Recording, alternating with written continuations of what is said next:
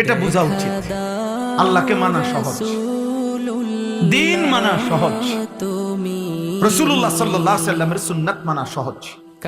আমরা গুনাহটাকে আমরা এই পরিমাণ নিজেদের জীবনে গ্রহণ করে নিছি, এখন আমাদের জন্য ইবাদতটাই কঠিন হয়ে গেছে।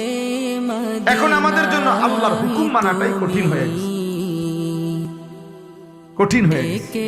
জওয়ান বুড়ো আমি আপনি সবাই আমরা এই পরিমাণ গুনার সাথে আপোষ করে নিছি, সবাই মিলে।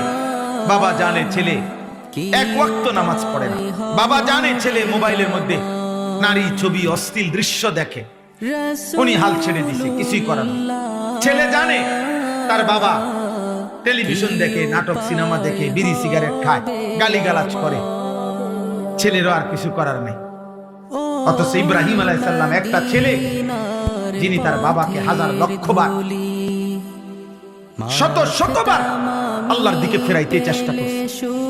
ইয়া আবাতি ইয়া আবাতি ইয়া আবাতি ইয়া আবাতি, কোরআন শরীফে আছে।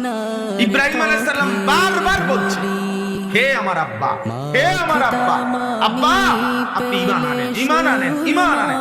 ইয়া আবাতি লিমা তা'বুদু মা লা ইয়াসমাউ ওয়া লা ইউবসিরু ওয়া লা ইউগনি আনকা শাইআ। ইব্রাহিম আলাইহিস সালাম ওনার আব্বাকে বলছে, আজরকে, হে আমার আব্বা, এ কেমন মূর্তির পূজা করেন যে শুনে না, দেখে না, কিছু উপকার করতে পারে না।